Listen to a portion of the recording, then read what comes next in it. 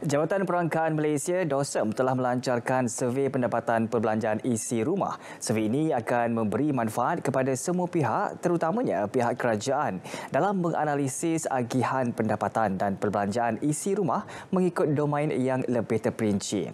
Penemuan survey HIES 2022 topik akan dibincangkan dalam Ringgit Biz seketika nanti. Teruskan bersama saya, Akmal Hafiz Ruslan, untuk 30 minit yang berikutnya.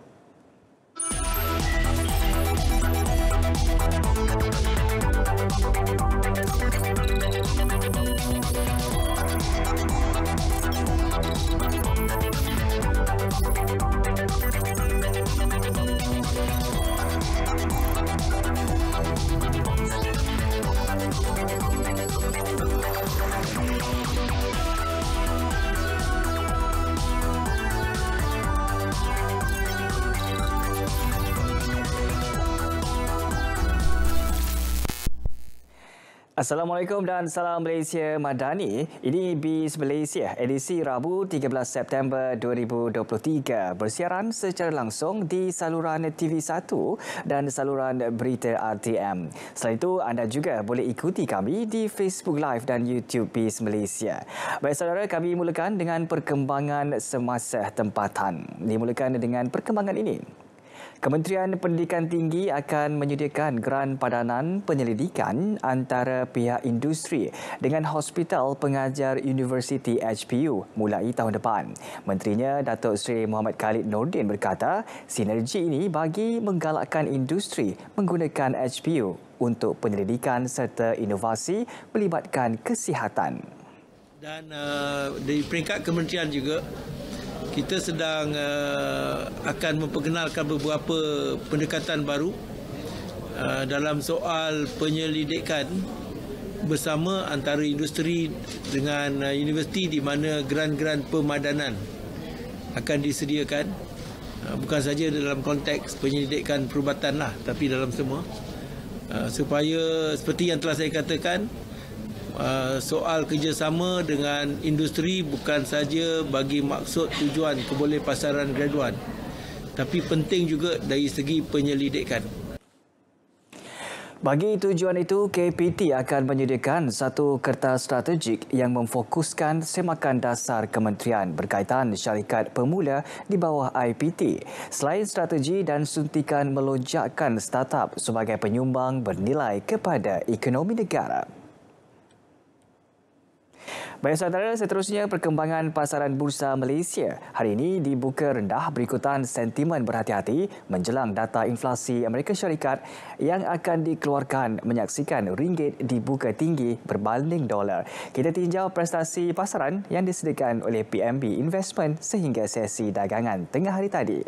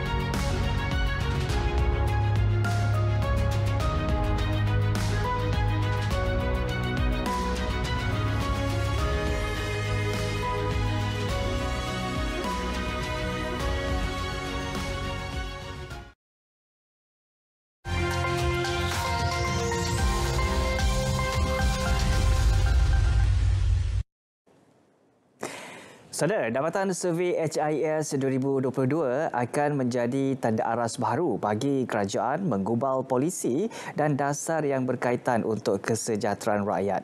Selain itu, dapatan ini juga merupakan salah satu input yang akan digunakan oleh kerajaan untuk menilai pencapaian rancangan Malaysia ke-12 serta agenda 2030 pembangunan mampan SDG yang menekankan pembangunan negara secara mampan seiring dengan pengagihan ekonomi yang adil, saksama dan inklusif pada semua peringkat kumpulan pendapatan, etnik, wilayah dan rantaian bekalan.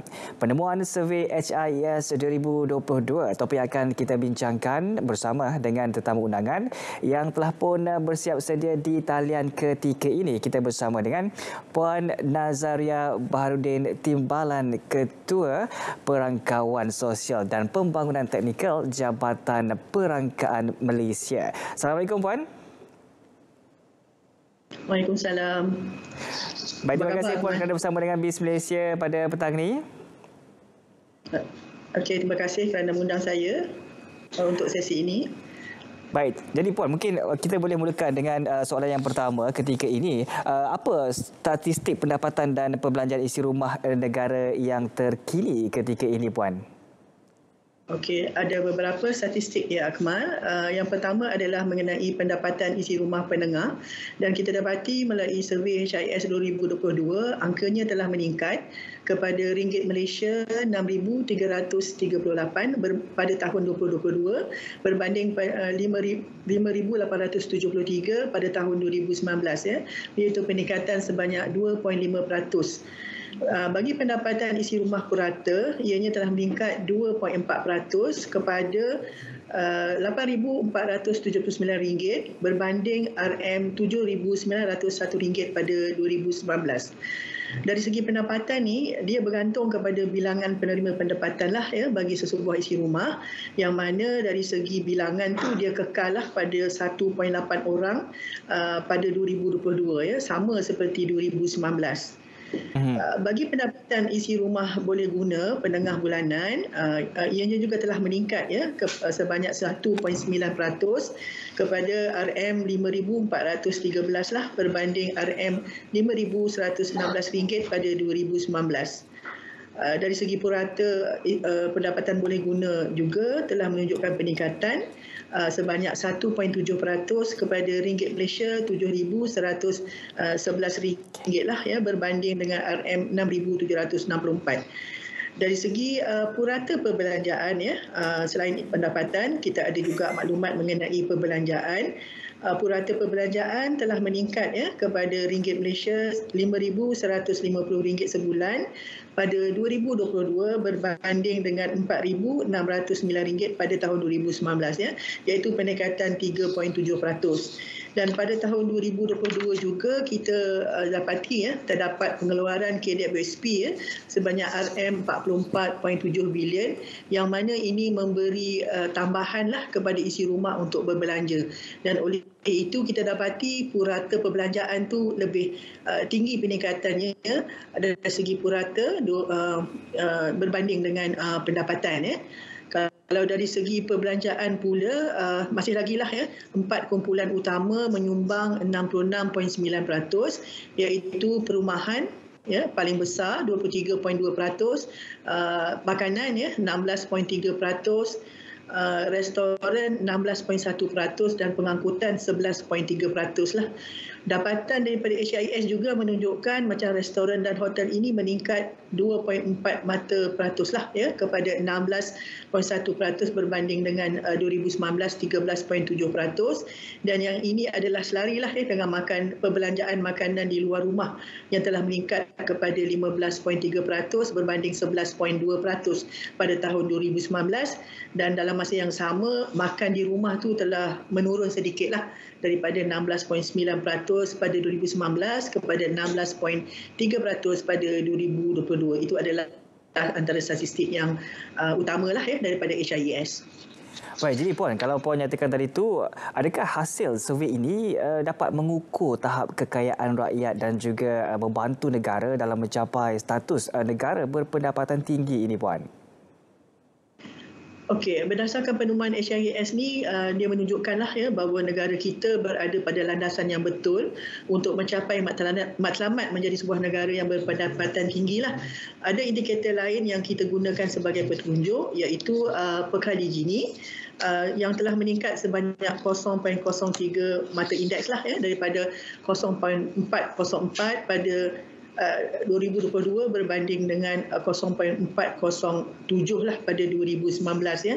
Dan kita dapati juga jurang pendapatan ya bagi bandar dan juga luar bandar telah menunjukkan penurunan, yang mana bandar mencatatkan Gini 0.18 mata indeks dan juga untuk luar bandar ya telah bertambah baik kepada 0.361 lah berbanding 0.394 ya.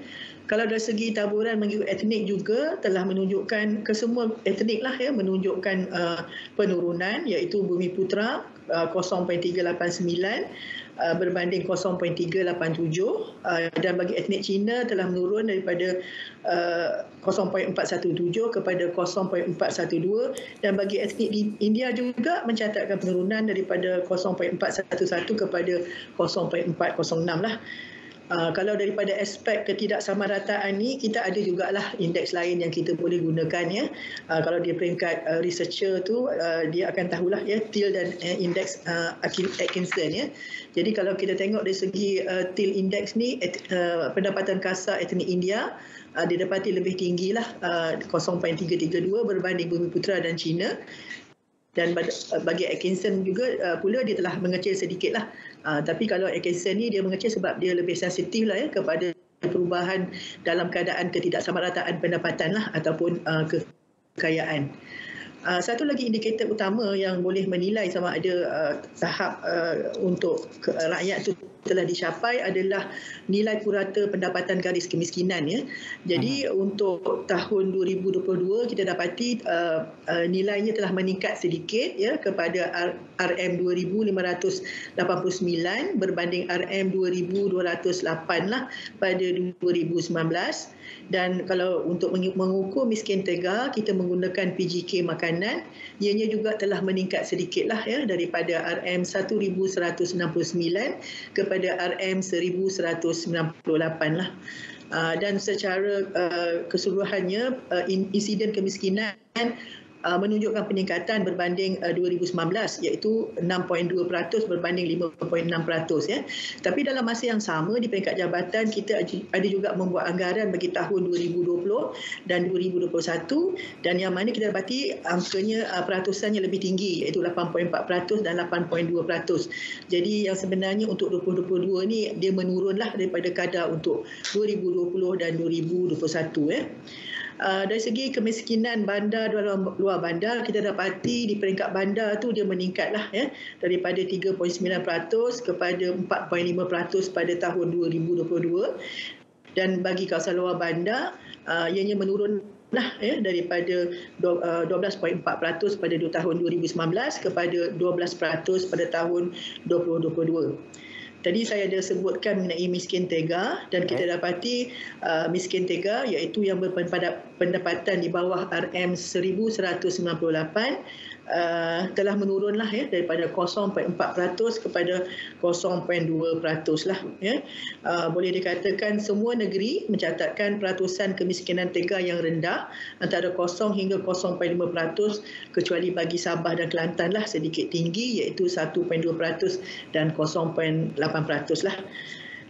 Dari segi dimensi kemiskinan ni kita ada juga satu indikator yang dipanggil MPI ya. Yang kita juga mengukur ya dari segi aspek dimensi kemiskinan yang lain lah selain daripada pendapatan dan kita dapati juga indeks MPI ini telah menurunlah ya daripada 2.6% pada 2019 kepada 1.9% pada tahun 2022 lah dan didapati dari segi bandar dia lebih tinggilah 0.4% daripada pada 2019 dan telah meningkat kepada 3.5% pada tahun 2022 ya. Jadi daripada segi dimensi ya untuk MPI ini kita ada dimensi pendidikan ya. Kalau kita lihat jumlah tahun persekolahan tu telah menurunlah ya, daripada 1% kepada 0.7%, manakala dari segi kehadiran ke sekolah tu masih samalah pada 0.4% ya. Kesihatan semakin baik, dan dari segi dimensi taraf hidup ya, kita ada 6 indikator, antaranya tempat kediaman, kepadatan bilik tidur, kemudahan tandas, akses kepada kutipan sampah, kemudahan pengangkutan dan akses kepada peralatan komunikasi asas ya. Dan kita dapati secara keseluruhannya terdapat penurunan, kecuali untuk kutipan sampah lah kita dapati ada sedikit peningkatan ya pada tahun 2022 ya.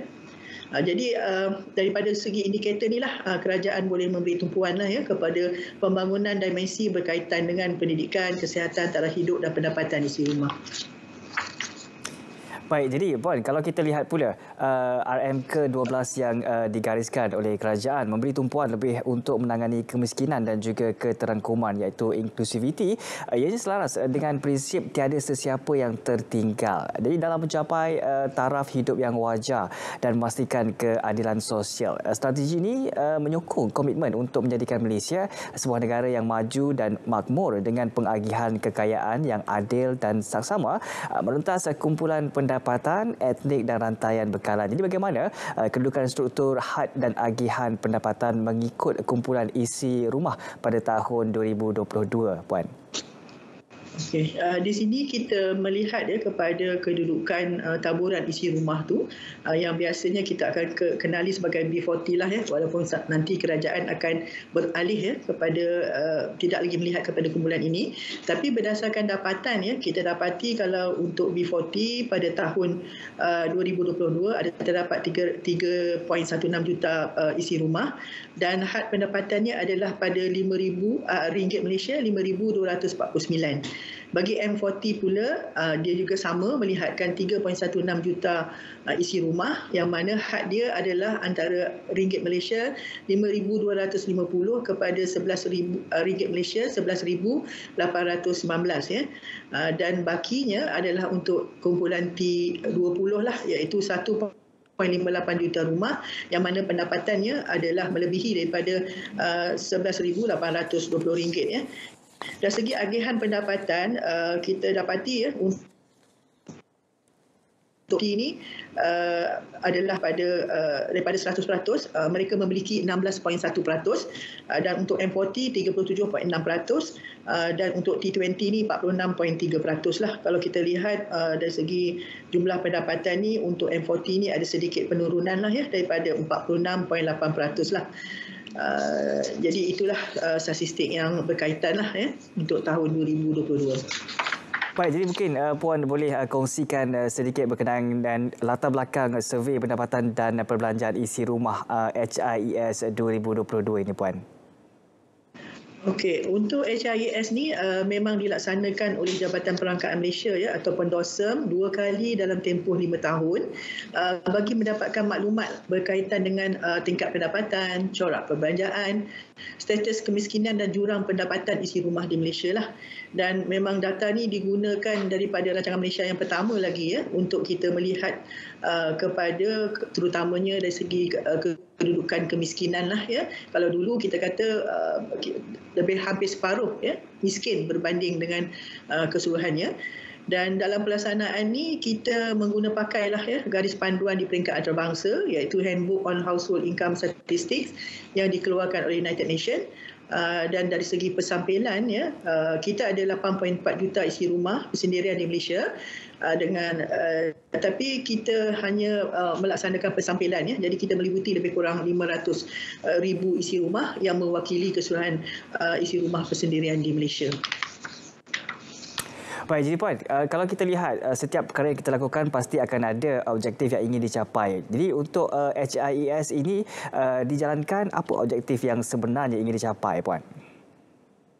Dia antara yang utama dia memang untuk membantu kerajaan lah ya, macam saya maklumkan tadi. Baik. Kita dah mula dengan rancangan Malaysia yang pertama, jadi kita membantu kerajaan merancang dan memantau pelaksanaan rancangan pembangunan negara lah. Jadi kita memberikan statistik-statistik utama yang boleh digunakan oleh pihak kerajaan ya. Dan daripada statistik survey ini juga kita boleh mendapatkan pola taburan pendapatan isi rumah lah, dan seterusnya kita boleh mengenal pasti ya, sebab daripada HIS ini juga boleh kita dapat tahulah berapa kadarnya golongan miskin di Malaysia. Dan seterusnya kita boleh melihat kepada paras dan pola perbelanjaan penggunaan isi rumah lah, apa yang dibelanjakan ya, berapa banyak dibelanjakan. Dan sebenarnya kita boleh tahu sampai contohnya gula ya, berapa kilo sebenarnya rakyat Malaysia membelilah ya. Dan daripada hasil dapatan HIS ni juga kita menggunakannya untuk dijadikan satu bakul lah, kita kata, untuk indeks harga pengguna, yang mana kita mengenal pasti ya barangan-barangan atau perkhidmatan yang dibeli oleh rakyat Malaysia lah. Dan seterusnya kita gunakan juga untuk menentukan wajaran lah, maksudnya berapa banyak yang dibeli ya. Dan setiap satu barangan dan perkhidmatan tu memang ada nilainya, dan kita gunakan untuk dalam indeks harga pengguna untuk memantau dari segi kenaikan tingkat harga lah berasaskan indeks. Baik Puan, jadi untuk pelaksanaan HIS 2022 ini, bagaimana kaedah pengumpulan data yang dilakukan untuk mendapatkan survey HIS 2022 ini Puan? Okey, oleh kerana ya survey HIS ni agak kompleks lah ya. Maksudnya kita memang perlu mengenal pasti, macam saya maklum tadi, sampai kepada peringkat barangan dan perkhidmatan yang dibeli ya, dan juga pendapatan-pendapatan yang diperoleh. Jadi memang kita laksanakan secara semuka lah. Jadi memang ada pegawai-pegawai daripada jawatan perangkaan yang telah kita lantik dan akan pergi kepada setiap isi rumah ya, dan kita akan memberikan soal selidik untuk mereka isikan lah ya. Dan dari segi anggota isi rumah yang terlibat ni, mereka adalah di kalangan yang berumur 15 tahun dan ke atas lah, dan mereka perlu merekodkan perbelanjaan harian mereka dalam diary yang telah diberikan oleh Jabatan Perangkaan ya. Jadi untuk tujuan ni memang kita liputi hanya isi rumah persendirian, maksudnya kita tak liputilah mereka yang tinggal di asrama, hotel, hospital, rumah orang tua, barek tentera dan juga polis, penjara, rumah kebajikan dan lain-lain institusi lah. Yang itu kita tidak liputi. Baik, jadi dari segi pengumpulan data serta maklumat untuk survey ini, mungkin Puan boleh perincikan lagi berkenaan dengan dapatan survey ini. Okey, dari segi untuk maklumat ya yang kita kumpulkan tu, sebenarnya dua tadilah yang saya maklumkan, iaitu dari segi pendapatan ya. Kalau pendapatan ni kita melihat daripada 4 punca utamalah. Yang paling utama adalah pendapatan bergaji lah. Boleh katakan 60% ya rakyat Malaysia memperoleh pendapatan daripada pendapatan bergaji.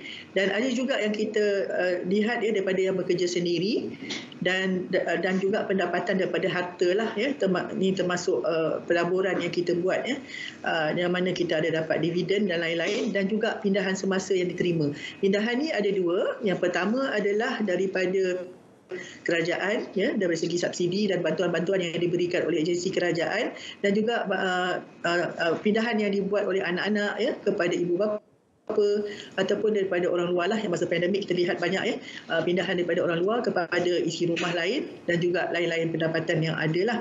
Ya, dari segi pengumpulan ni memang kita juga berpandukan Canberra Group Handbook on Household Income Statistics ya, second edition 2011, dan semua pendapatan ni kalau yang kita maksudkan ni adalah yang teraku lah dan berulang kali lah dalam tempoh rujukan kita kalau untuk HIS daripada Januari hingga Disember 2022.